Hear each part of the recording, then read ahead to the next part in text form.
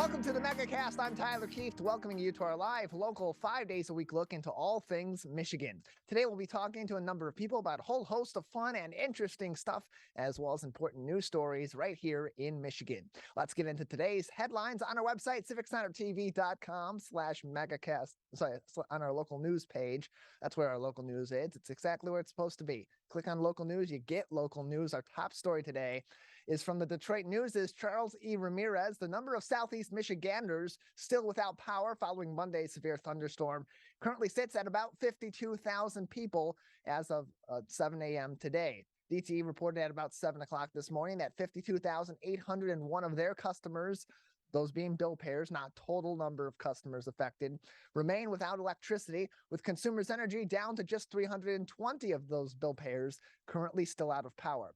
DTE had previously predicted at the end of the day on Thursday they would have 80% of its coverage area having their power restored. Those numbers, based on the metrics we have as of 7 o'clock this morning, now put that number at 97%.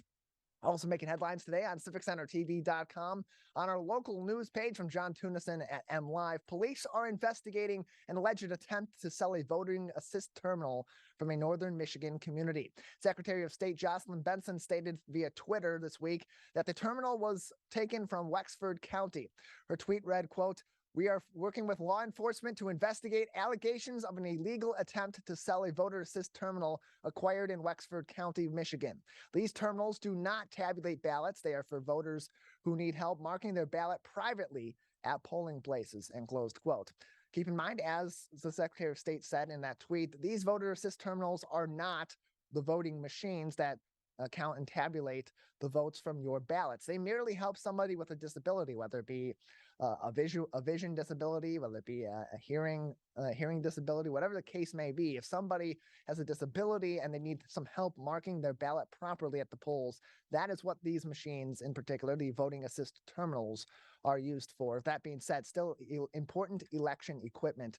And that should not be being sold by individuals, especially given the situation that we're in with people questioning the validity of our elections. That's the kind of stuff that makes you question that validity for legitimate reasons. And so a good thing to know that our law enforcement statewide, as well as our Secretary of State's office, is on the case and investigating this issue out of Wexford County. Finally, making headlines today on CivicCenterTV.com's local news page from Dave Boucher at the Detroit Free Press. The battle in Michigan over the 1931 law banning abortion and the ballot proposal that could institute a constitutional amendment that would codify abortion as being legal in the state of Michigan this November are likely to see action from the Michigan Supreme Court. The governor, as well as county prosecutors, Planned Parenthood, and on the other side of the aisle, Right to Life Michigan, are all seeking insight on this issue at the state level from the high court, with one side, that being the side of Right to Life Michigan, and particularly the conservative side of the political aisle in the state, hoping to enforce the 1931 law and prevent the constitutional amendment from hitting the polls this November, where the voters would decide on the state of legality of abortion in the state of Michigan and keep the 1931 law potentially inactive. That's the other side looking for that being the governor, that being the Democrats in the state of Michigan, hoping that the 1931 law will remain inactive and that the ballot proposal will make it onto the ballot this November so the voters can decide whether or not they want to have abortion legal in the state of Michigan. Of course, that after a federal decision earlier this year had rendered the historic Roe versus Wade decision at the U.S. Supreme Court level moot. And therefore, because there's not a federal mandate in place regarding this issue, that mandate falls back to individual states. And Michigan's latest law regarding abortion was that 1931 law that outlaws it here in the state of Michigan. That's currently got a stay order on it, so it's not currently active, but could be in the future if that stay order is lifted at a higher court level. The State Board of Canvassers earlier this week tied in a 2-2 vote on whether to put the proposal on November's gubernatorial election ballot. So time is ticking to get it to voters this November if it's going to happen at all, as absentee ballots are scheduled to be sent off to voters overseas at the end of this month, September 24th. And that means local clerks have until 5 p.m. next week, Friday, that's September 9th, to finalize their local ballots which may or may not include this issue. It's a big story. Keep up to date with it by learning more from the great reporting from Dave Boucher and others at the Detroit Free Press by clicking through this article, where you'll also find all of our headlines on our website, civiccentertv.com/local-news, or on our local news page. If you click at the top of the page on your computer web browser and in the left margin of your screen on your mobile device, as well as those ever helpful links to accurate and up-to-date information on COVID-19 from the Centers for Disease Control and Prevention, the Michigan Department of Health and Human Services, and the Oakland County Health Division. We have a great program ahead on this Friday edition of the Megacast. Plenty of fun and important information that is coming up ahead. Stay tuned. You're watching and listening to the Megacast. Mark your calendars for the 11th Annual Family Fun Night at West Bloomfield High School. Stop by on Friday, September 16th at 5 p.m. for an evening of free, fun activities as we honor our military, police, and fire heroes. Plus, stick around to see Laker football take on Clarkston at 7 p.m. To find out more, scan the QR code on your screen or visit wbsd.org/community/family fun night. Let's savor these moments, made possible by the COVID-19 vaccine.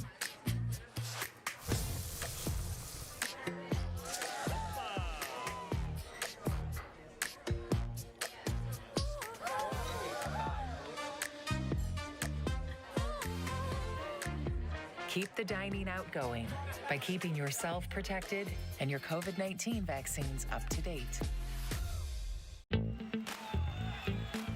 Let's relish these moments, made possible by the COVID-19 vaccine.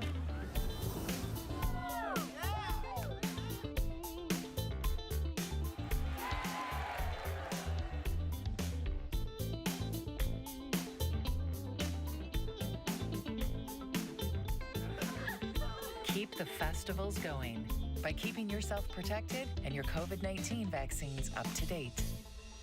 Can I ask you a question? Why do you want to get the COVID-19 vaccine?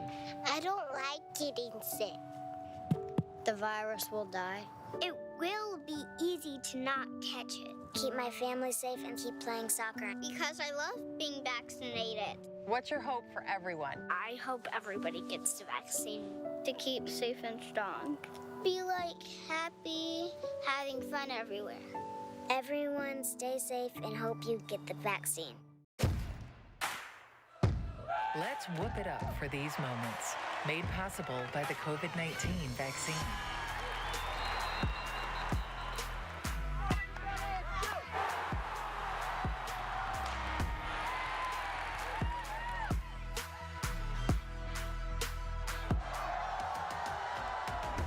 Keep the cheering going by keeping yourself protected and your COVID-19 vaccines up to date.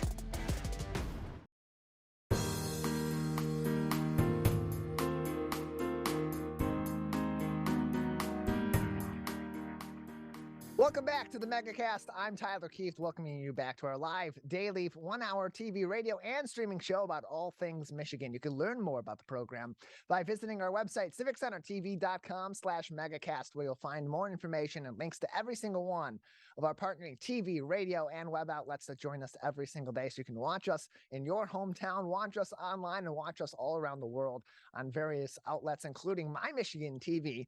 If you go to their website, mymitv.com, that's mymitv.com, there you can watch us live on their live player page. You can also find all of our programs on demand there as well. And you can also learn more information about all the different places you can download their free apps. They have an app for your smartphone and for your smart TV, so you can watch the Megacast on the big screen in case you're one of the few people that on this earth that wants to see my face even larger in front of you.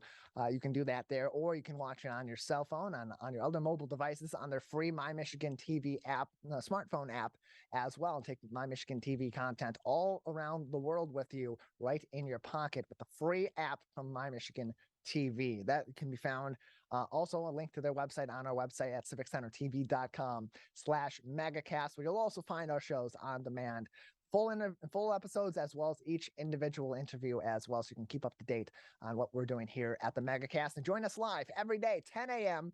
to 11 a.m., Monday through Friday, all across Oakland County and across the great state of Michigan. Again, civiccentertv.com/megacast. We have an update in West Bloomfield. It's where we originate our broadcast. Our flagship Civic Center TV is, of course, the municipal cable television station for West Bloomfield Township, Kegel Harbor, Sylvan Lake, and Orchard Lake Village as well. And there's an update from the West Bloomfield Township Public Library. Their power is once again out, and they are on generator power. Because they're on generator power, their air conditioning is not currently working. The library remains open, but their AC is out at this time due to their revamped power outage, and we'll keep you updated on that as we can during this program. Of course, you can always find more information on the West Bloomfield Township Public Library at wblib.org, and you can also follow them on Twitter at westbloomlib. That's West BLOOMLIB for more information. And of course, we'll keep you updated as we can throughout the program if more information comes in. But at this time, the main library is once again on generator power. And until DTE restores the power, they will be without air conditioning. So if you want to go read a good book, or you watch The Splash this morning and heard what Dave had to say about some special things you can get along with your library card if you're a resident of West Bloomfield or the Tri-Cities. Got to endure a little bit warmer temperatures inside the library, but always a good time over there. Our first guest today on the Megacast is Rebecca Salminen-Witt. She is the Chief Strategy and Marketing Officer with the Detroit Historical Museum, and joins us now on the Megacast. Rebecca, thank you for joining us today. Oh, always a pleasure. Thanks for having me, Tyler. Appreciate having you on. We're in the waning days of Teacher Appreciation Month in August, but there's still an ongoing promotion at the Detroit Historical Museum and the Dawson Great Lakes Museum, allowing our educators, those in the classroom and outside the classroom in an educational environment, to get a great experience at these two museums and do some learning themselves outside of the school. Yeah, you know what? We've been celebrating all August with our Teacher Appreciation Month, but really that's for anybody with a school ID. So whether you're the superintendent or the lunch lady, we want you to come on down to our museums and get a feel for what we've been doing, what we've been up to over the summer, and hopefully maybe pique your interest to bring your school kids back during the school year.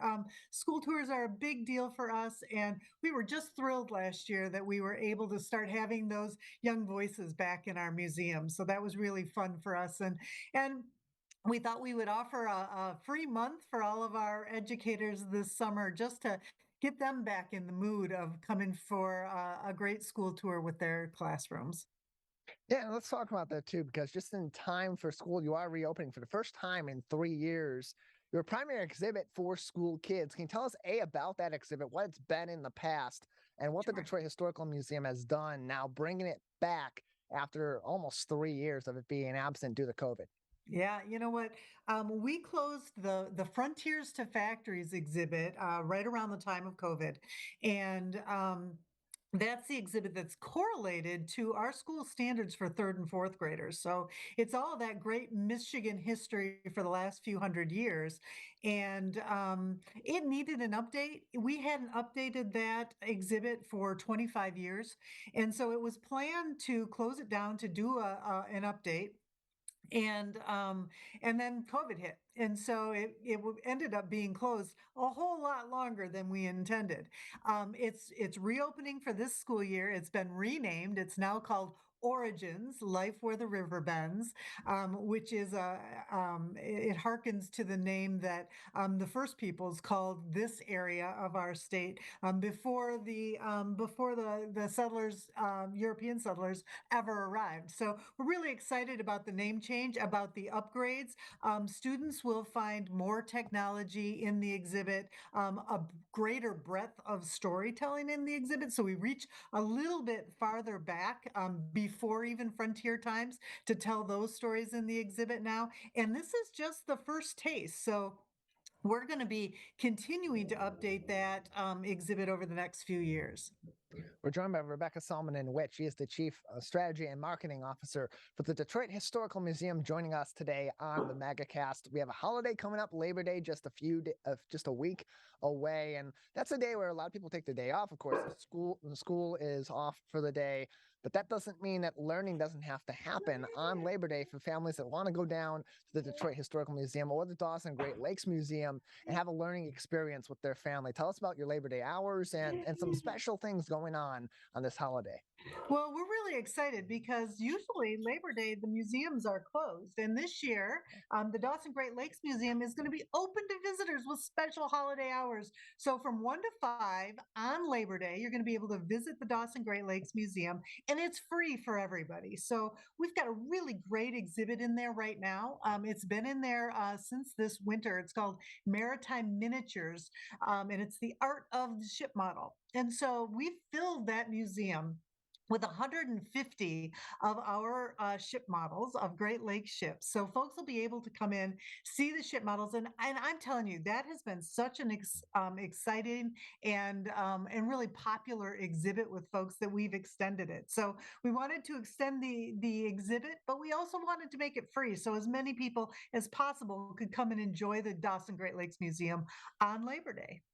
One of the absolute favorites of history lovers in the state of Michigan are those car lovers. And while the Woodward Dream Cruise is in our rearview mirror at this point, that doesn't mean the love of cars, of classic cars and motor vehicle history here in Michigan is over. There's actually a fun event coming up in September through your organization for all those car lovers out there. Tell us about that event. You know, I'll tell you what, we have our Motor City, America's Motor City exhibit is really a favorite of car lovers because it talks about the place that the automotive industry played in the history of Detroit. And it's just a really fun, it's a beautiful exhibit.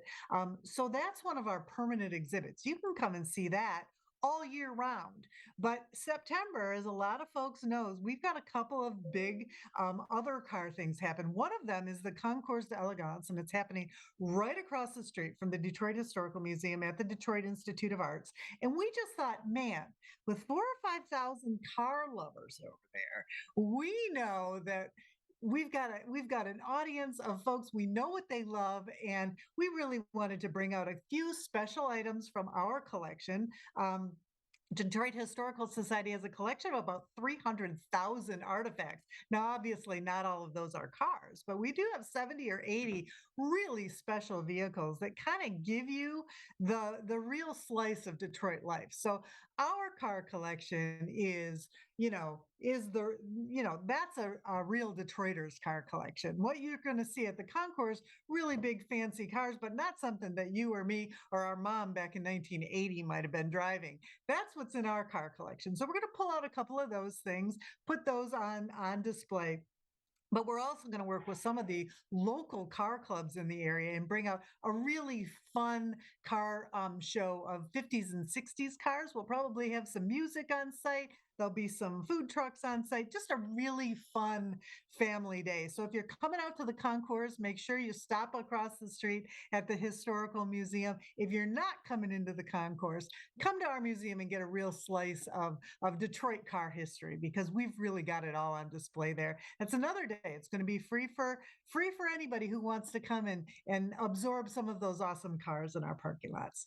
We're joined by Rebecca Salminen-Witt, the Chief Strategy and Marketing Officer for the Detroit Historical Museum, joining us on today's edition of the Megacast. More information can be found on DetroitHistorical.org. That is DetroitHistorical.org for information on programs now and upcoming in the future, and to find all the info you need on both the Detroit Historical Museum as well as the Dawson Great Lakes Museum, DetroitHistorical.org. And upcoming in October, you have a really great new exhibit that's going to be opening at the Detroit Historical Museum, kind of giving some recognition to people that aren't going and getting recognized quite for their due contributions to our local area. You're going to have a new program called The Hustle, a celebration of Detroit's unsung entrepreneurs. Tell us about this program, when it begins, and why this now? Well, you know what? So at the Historical Society, one of our main things is to get more people in the museum on a consistent basis. So we're constantly looking for groups of folks who might not always come and see us and trying to put stuff in the museum that's going to make your visitors and all the visitors from around this region really want to come to our museum. And one of the ways to do that, we really know, is to put stuff in the museum that speaks to their personal experience. So a couple of years ago, we had this idea, and actually it was one of our trustees' idea. We have this great guy, Mark Bland. He's a trustee for us, works in the automotive industry, and he had this idea to dig down deep into the history of Detroit's neighborhoods. Find people who have kind of those entrepreneurs who make the neighborhoods run, right? So we're not talking about folks who own the big fancy companies that we all hear about, though, the Dan Gilbert level of entrepreneurs, who certainly is a star in our community. But we're talking about those folks who might want to be a Dan Gilbert one day, who just, they're down there, they've got their side hustle, they're figuring out a way to make ends meet, using their entrepreneurial skills.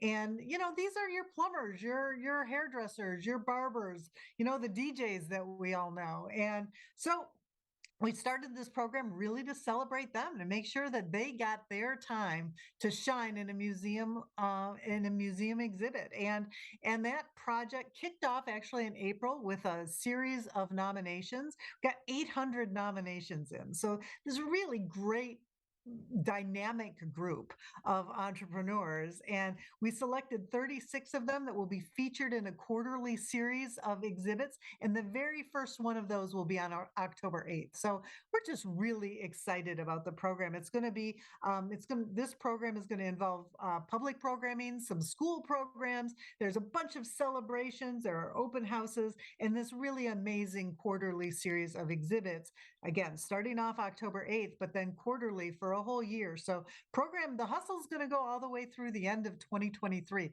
Lots of opportunities for your folks to come down to the museum and get a real slice of entrepreneurial life in Detroit. All that information, DetroitHistorical.org is their website. Find out info on this program, The Hustle, a celebration of Detroit's unsung entrepreneurs, and other programs happening at the Detroit Historical Museum, as well as the Dawson Great Lakes Museum. We're joined by Rebecca Salminen-Witt, the Chief Strategy and Marketing Officer for the Detroit Historical Museum. Rebecca, another minute or so before we'll let you go today. Anything else we should be keeping an eye out for in the near future from the Detroit Historical Museum? Well, one more free day to tell folks about. September 11th this year is National Grandparents' Day. So we've planned some special stuff in both of our museums. We'd love to have grandparents and their grandkids come on in. Again, that's going to be a free afternoon. That's a Sunday, so 1 to 5 open. And we've got coloring and some tours planned and just a whole bunch of really fun things for grandparents and their grandkids. So I hope we'll see a bunch of folks on September 11th as well. Rebecca, we appreciate your time. Thank you for joining us today. My pleasure. Thank you. DetroitHistorical.org for more information on their upcoming events, including this Labor Day weekend, something special they're doing. They don't usually do that. So if you're looking for something to do on Labor Day or over the Labor Day weekend, check out all the information there, DetroitHistorical.org, and keep up to date on everything they're doing, both at the Detroit Historical Museum and at the Dawson Great Lakes Museum throughout the fall and into the future. We'll take a break. When we come back, we'll talk about the latest in the business world and economics with Michael Greiner from Oakland University. You're watching and listening to the Megacast. Mark your calendars for the 11th Annual Family Fun Night at West Bloomfield High School. Stop by on Friday, September 16th at 5 p.m. for an evening of free, fun activities as we honor our military, police, and fire heroes. Plus, stick around to see Laker football take on Clarkston at 7 p.m. To find out more, scan the QR code on your screen or visit wbsd.org/community/family fun night. Let's savor these moments, made possible by the COVID-19 vaccine.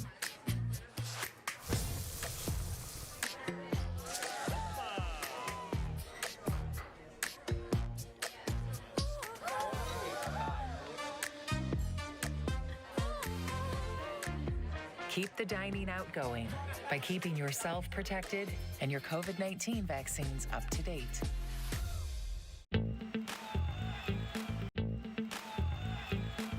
Let's relish these moments, made possible by the COVID-19 vaccine.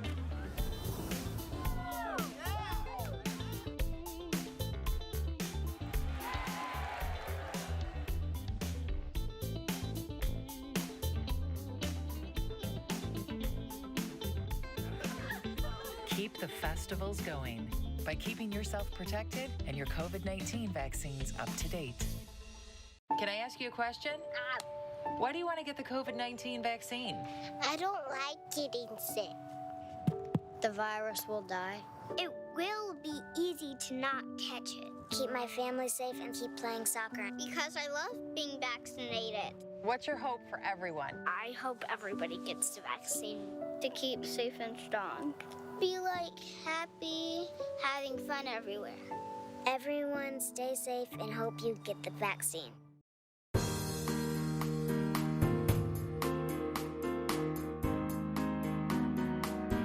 Welcome back to the Megacast, our live daily 1-hour show about all things Michigan. I'm Tyler Kieft. Learn more about the program by visiting civiccentertv.com/megacast.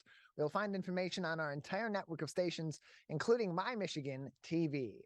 Well, as the markets continue to fluctuate, as the job market continues to have some consistency, actually, and even despite that, there's plenty of questions about our state of economics and the business community all throughout the Great Lakes State. And here to help us clear some of that confusion up is Michael Greiner, an assistant professor of management at the Oakland University School of Business Administration. Michael, thanks for joining us today.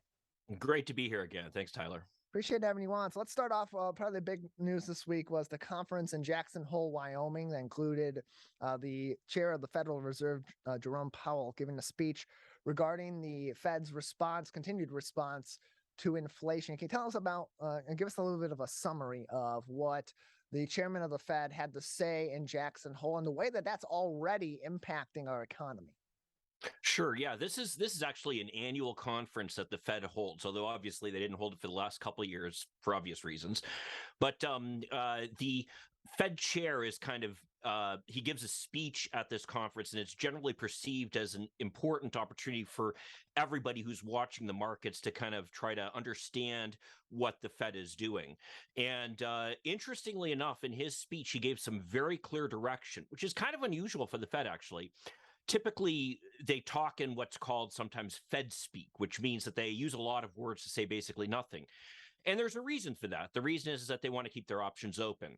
They want to make sure that if circumstances change, they're not kind of bound in by the expectations of the market to do a certain thing, even though it might not be in the kind of in the best interest of the economy at the time. In this case, though, Chairman Powell tried to send a very strong message directly to the markets. And what the message is we are not letting up on the accelerator here. We are not going to reduce our effort to increase interest rates and to get inflation under control.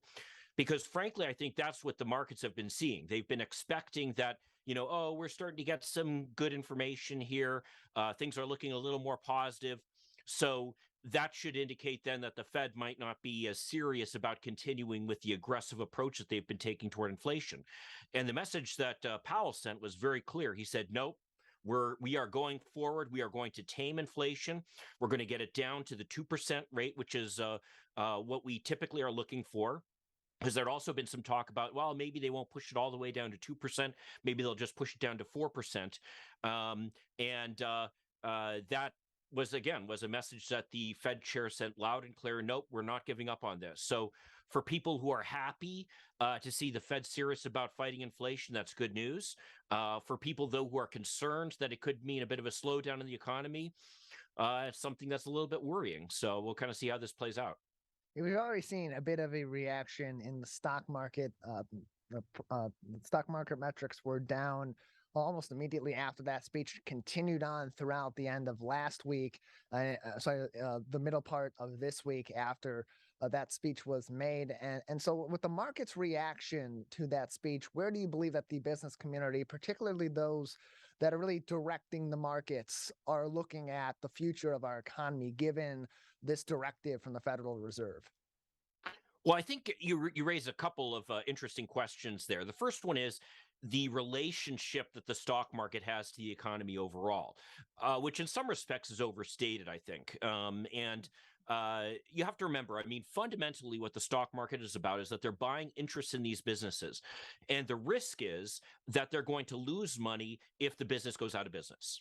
And so essentially what the stock market should represent in its purest sense is a bet on the likelihood that this business will succeed relative to it going out of business. Because if it goes out of business, the last people to be paid are the owners, the shareholders.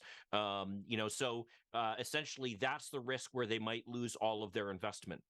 So, but that ends up really being kind of a long-term perspective on things. Does concern over the overall economy impact the stock market? Of course it does, because if the economy goes south, you're going to see more businesses go out of business than you might see otherwise. So that'll kind of increase the risk there and might push down the stock market. But I think the dynamic that you see a lot of the time here, especially when people are watching the stock market closely, is more of a short-term impact. It's almost you see a certain amount of gambling going on in the stock market. And just as an aside, one of the exercises that I think every economics graduate student has to go through, I certainly had to go through it when I was in grad school, is you do an analysis of the stock market using statistical tools that are basically the kinds of things that economists use. And what that analysis clearly shows is that the stock market is engaged in what's called a random walk, which means you literally cannot predict what's going to happen in it. It's completely at random, that all the information that's out there is literally boiled into whatever the current price is in the stock market. So if somebody is saying, I'm going to invest here or I'm going to invest there, there's a certain amount of gambling going on, essentially. And what they're trying to do then is kind of look at kind of these psychological figures, like what would make somebody bet on this stock versus that stock. A lot of that has to do with certain companies being able to tell a good story. Like I would argue that Tesla, for example, is way overvalued. But hey, everybody thinks Elon Musk is interesting and he tells a good story, so why not invest in him, right? On the other hand, what we see also is kind of a competition among investments. So, for example, when the Fed chair is saying we're going to raise interest rates, what does that mean to the stock market? Well, it means, on the one hand, is there a slightly elevated risk that certain businesses might go out of business? Yes. But the bigger issue, I think, is that it means that bonds are going to pay a higher rate of interest. So what a lot of what you're seeing happening are investors moving from stocks as their main investment over to bonds as their main investment. So when you see the drop in the stock market, a lot of the time it's just people adjusting where they're putting their money. Right now, bonds probably are looking like a more attractive investment, considering the fact that the Fed's going to keep raising interest rates. Higher interest rates mean bonds pay better than stocks. I think one of the great fears of the situation we're in with inflation in the US is that fear of going into another recession. And I think it's even more of a fear because of the last recession we went through being the Great Recession. How much of a factor do these decisions from the Fed play into the potential for a recession in the United States in the near future? Well, that right there, my friend, is the $64,000 question, or $64 trillion question, I guess, in some ways, because of the fact that that's what the Fed is trying to avoid. In my view, actually, the Fed did a fantastic job responding to the Great Recession of 2008 and 2009. Then you had Ben Bernanke as the chair, and he was basically a scholar of the Great Depression. And he tried to use the lessons that could be learned from what had happened in the Great Depression to address the response that the Fed had to the Great Recession. Now, that being said, it was a terrible, terrible recession. I was actually working as a bankruptcy attorney at the time, and I can tell you that the economic impact it had on families and businesses across the state and across this country was severe. And I think just about everybody experienced that. So you're right. I mean, people are concerned about that. But Americans, and this is no criticism because I'm one too, and I do it too. We're notoriously short-sighted. And so on the one hand, we do have this kind of memory, this collective memory of how bad the Great Recession was. And especially younger people were dramatically impacted by it, where they came out into job markets that really did not provide them many of the opportunities that you saw some of the older people have. And so that's kind of been something that's weighed them down in their careers. But overall, people really right now are more concerned about inflation. And is that what they should be more concerned about? Well, I mean, we could debate that, and that's probably a debate for another day. But the But the bottom line is that what the Fed is trying to do is they're trying to engineer what's called a soft landing, where their goal is, hey, we don't want to have a serious recession to get this inflation under control. But what we want to do is kind of slow the economy just enough that people start charging less for the goods, and there's kind of more competition on what we call the supply side, where people are selling things, so that companies aren't able to raise their prices so much without fear that consumers just aren't going to buy them then. And so that's what the Fed's trying to do. Frankly, the Fed has had some success in the past on that. The Great Recession of 2008 was kind of a once in a lifetime thing with a financial crisis that caused it. Again, we could some other day go into a long discussion over what caused that. But the bottom line is that's not what we're seeing right now. What we're seeing right now, though, is more akin to what you saw back in the early 1980s, when the Fed stepped in and tried to tame the inflation that we had of the late 1970s. And then, though, the idea of inflation, what they call inflation expectations, had kind of gotten baked into culture. People just expected there'd be more inflation, so they wanted higher raises. They expected they'd be paying more. So that was the case, and that's what right now Jerome Powell is trying to avoid. And again, this is one of the messages he sent very clearly in his speech, which is we don't want those expectations to get baked in. So we're going to move very aggressively, very early. Waiting longer only makes things worse. And that's, again, part of the problem that we saw in the early 1980s, which is they took a long time to finally start addressing this problem. When they did, it required a severe recession to get inflation under control. And the hope is that by moving quickly now and aggressively, we can get it under control without dealing with the kind of job losses that you had, say, in the early 1980s. Yet to paraphrase Chairman Powell, a little bit of pain now could prevent a lot of pain down the road. We're joined by Michael Greiner, Great line. Professor of Management from Oakland University School of Business Administration. Michael, another minute with you before we say goodbye. Anything else or any lasting information on this that we haven't discussed today that you would like our audience to know? Yeah, one thing that's interesting is we did get some jobs figures this morning. That's always interesting. And, we economists were always sitting on the edges of our seat watching that. Everybody has predictions as to what it was. And I think the interesting thing about this jobs report is it was surprisingly non-remarkable, which is a good thing, I think, as far as most people are concerned. There were fears that if it were a really high jobs report like we had last month, when we had hiring in the range of 526,000 new jobs, that would have been the thing that would have driven the Fed to increase interest rates a lot more. On the other hand, if we saw a big drop in jobs, then that would be an indication that maybe the United States is starting to slip into recession, and we need to be worried about that. Well, as it turns out, we got a jobs report of 315,000 new jobs last month, which is a pretty good figure, actually, overall. The labor force participation is up, which is good. The unemployment rate ticked up a little bit, which sounds bad, but in the context of the labor force participation rate having gone up, that's not such a bad thing. And at that figure, it means that people are still hiring. There are still jobs out there. But it's not looking like we're going into recession, and it's not going to be high enough that it's going to be the type of thing that the Fed needs to really put on the accelerator. So that's good news, I think, as far as everyone's concerned. Something we'll keep a look at in the future as a way of telling where our economy is going, and, of course, as a metric for where we're at. Michael, appreciate your time. Happy to be here, Tyler. Have a good weekend. You as well. Keep up to date on everything happening in the Oakland University School of Business Administration, as well as all their programs and their staff there by going to oakland.edu/business, oakland.edu/business. We'll take a break on the Megacast. When we come back, we'll talk with one of the many advocacy organizations and nonprofits across this great state of ours that is working on literacy and education right in your community. That's coming up next. You're watching and listening to the Megacast. Let's whoop it up for these moments, made possible by the COVID-19 vaccine.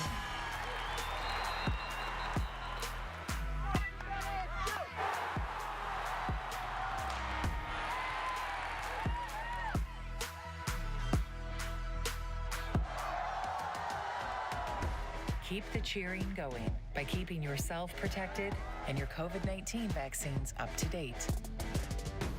Fire Prevention Week is just around the corner. Join volunteer, part-time, and on-call firefighters at this year's Fire Open House. Catch up on your fire safety knowledge with live demonstrations and hands-on activities. Chat with local businesses and resources about fire prevention, see some familiar faces, fight future fires, and make some new friends. The West Bloomfield Fire Open House, October 2nd from noon to 3 p.m. at Fire Station 1 on Orchard Lake Road.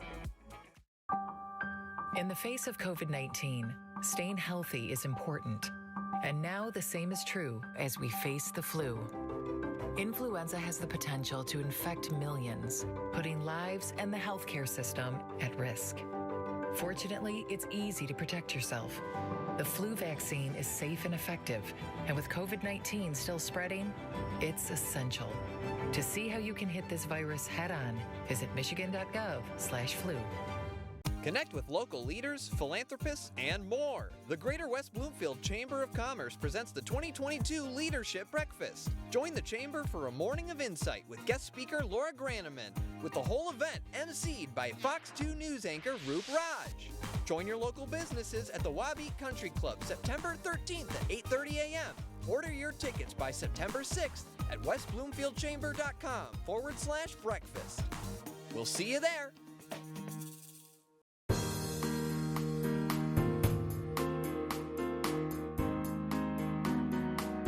Welcome back to the Megacast, our live daily 1-hour show about all things Michigan. I'm Tyler Kieft.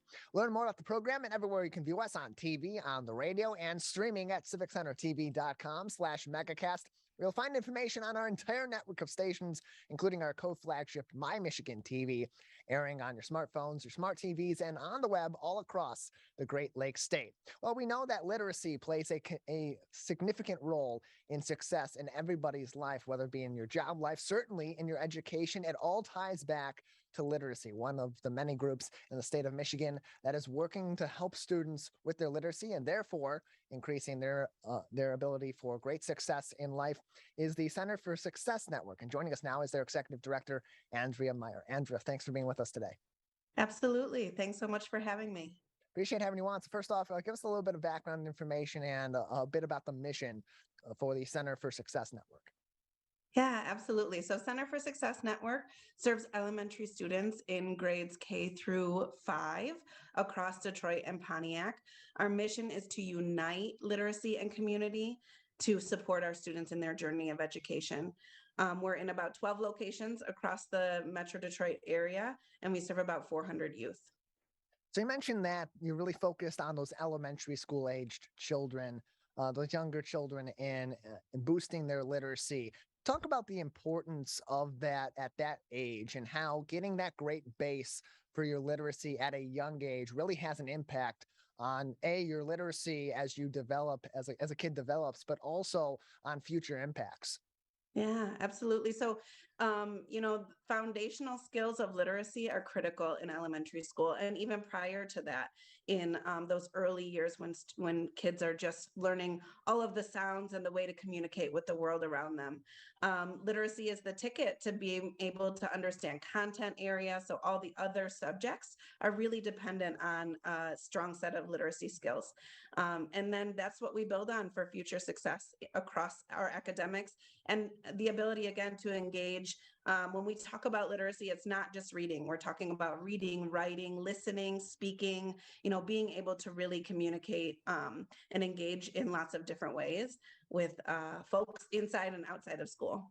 I don't think people really realize just how important the ability to read is in your ability to do so many things beyond looking at a book and comprehending the contents of what's inside those pages. Can you give us some insight for you as someone on the front lines of this issue, dealing with kids particularly who may have some deficiencies in their literacy, whether it be from maybe a bad relationship with a teacher or just lack of resources in their school district, some of the outside impacts that being behind on your literacy can have in your development, particularly as you're being educated?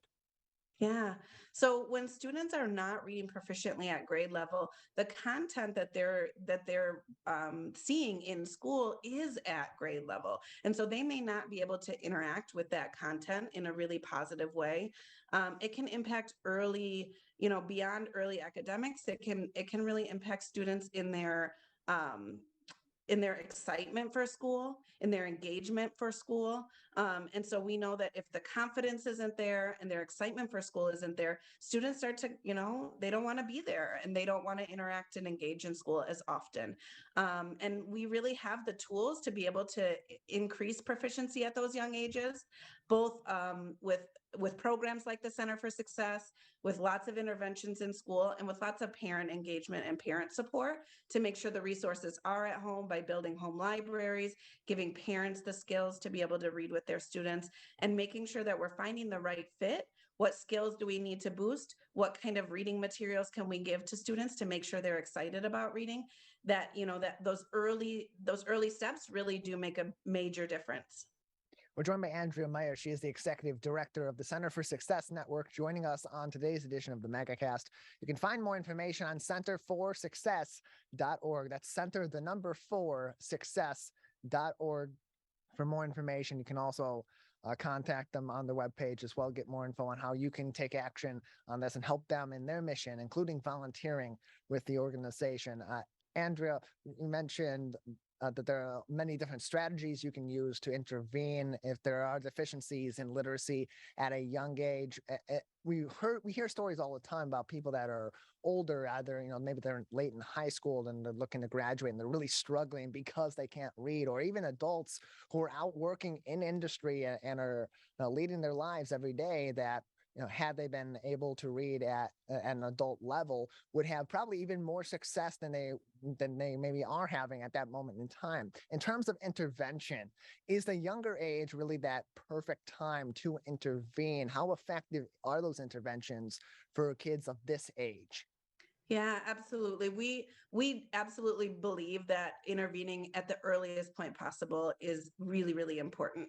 Students start learning literacy skills before they're even 1 year old. So being able to have information in front of them, to be using language in a lot of different ways, to be building those early rhyming skills and excitement for reading is really important.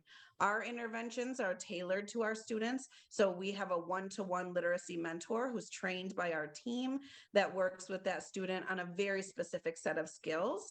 And that mentoring ability, that minutes that they're with just one-on-one, we have seen really incredible gains in students' proficiency. That small intervention is also building confidence, building excitement, all of those things that we mentioned earlier. And so how do people get involved in this organization if their kids maybe are a little bit behind in their reading, or even a teacher may notice that a student in their class might be a little bit behind the rest of the class and wants to have those interventions or help put those interventions in front of their students? How can they get involved with the Center for Success Network? We're enrolling right now. So we have spaces available for students across Metro Detroit and in Pontiac. Through the website is the best spot there. That website you mentioned, center, the number 4 success.org. There's a link that you can click to enroll students there. We also invite teachers to refer families to our program. We have a lot of partner schools that, as students are going back into the classroom right now and doing their back to school assessments, are noticing that some of their students could really benefit from this additional resource. And so they're referring students directly to our program, and we'll get them enrolled and assessed and linked up with a mentor right away. Centerforsuccess.org. That's center, the number 4 success.org for more information. Beyond that, you mentioned that these are one-to-one interventions to really help these students on an individual basis. If people would like to get involved and be one of those people helping these students, how can they go about that? What sort of process do they go through in order to volunteer with the Center for Success Network? Same way. So through our website, you can find the link to volunteer. We are also doing lots of trainings right now as we gear up for our fall programming. We provide all of the training and all of the resources. So once interested mentor links up through the website, then a member of our team will reach out and connect to get you set up for a training. We have 2 steps in our training process. So the first is a training about our program, our mission, and our vision, really understanding exactly what you'll do in each session and getting acclimated to those resources that we have available. We do a background check, and then there's a second training as well that we call Mentoring for Equity. We truly believe that the right to literacy and access to high quality literacy is a social justice issue. And so we have an equity training that our mentors also go through to have some really deep discussions about the historical policies that have created kind of this inequitable system, and knowing that our students can be, they're just as brilliant and just as engaged as those who may be in a school that has more resources. So those 2 trainings we go through, and then as soon as we can figure out what the best time and day is for any mentor, we link them up with a mentee. Our intention is for a mentor and mentee to build a relationship and stay together throughout the school year. So those mentors will stay with the same student and really get to know each other and build a positive relationship together. The Center for Success Network has locations in Detroit and in Pontiac. Their location in Detroit, their headquarters is on Collingwood Street in Detroit, and then in Pontiac on East Rundell Street. You can find them as well. They also have a virtual option if you're interested in virtual interventions, 313-550-0954 and ask for Anna. That's 313-550-0954. We are joined on the Megacast by Andrea Meyer, the Executive Director of the Center for Success Network. Again, their website for all this information, center4success.org, center4success.org. Andrea, in terms of results, when a student is taking part in some of these interventions through your organization, about what pace are they able to then increase their literacy and maybe get back toward where they should be, or beyond even where they should be at their grade level? That's the hope, right? Is to make sure students are at or beyond proficiency at their grade level. On average, our students are gaining 4 independent and instructional reading levels every year that they're with us. We also see really significant gains in fluency and comprehension and phonemic awareness, some of the really key indicators of literacy. And then we also see those other pieces that our parents are reporting on feedback surveys of increased confidence, willingness to participate in school, excitement around school, less kind of behavior issues that they might be having prior to programming with us. So this past round, 100% of our families surveyed would recommend our program, and we're really, really thrilled with the results that their students had. So we're so proud of that. Again, you can get in contact with them, center4success.org, center4success.org. Andrea, another minute with you before we need to say goodbye today. Anything else that would be important for our audience to know or keep in mind about your organization at this time? Yeah, there's lots of ways to be involved. So if a weekly mentoring option is not working your, fit within your schedule, we have lots of ways to volunteer. We have an amazing event coming up on November 5th at the Strand Theater in Pontiac. We're going to have a comedian. So it's called Smiles for Success, and there will be a comedy show. It's family friendly. There will be a great kind of afterglow with some auction items and some great snacks. So we would love for you to come out and learn more on November 5th. Or find out more about us on our website. We have an incredible team of really dedicated educators that are excited to work with students, would love to have you participate in our programming in a way that makes sense for you. You can find more information on center4success.org. That's center4success.org, or by visiting sharedetroit.org, where the Center for Success Network is one of 322 charities and nonprofits in the Metro Detroit area supported on the platform. Andrea, thank you for joining us. Thank you. And thank you to Share Detroit for this opportunity as well. Really grateful. ShareDetroit.org to learn more about the Center for Success Network and 321 other charities and nonprofits here in your local area.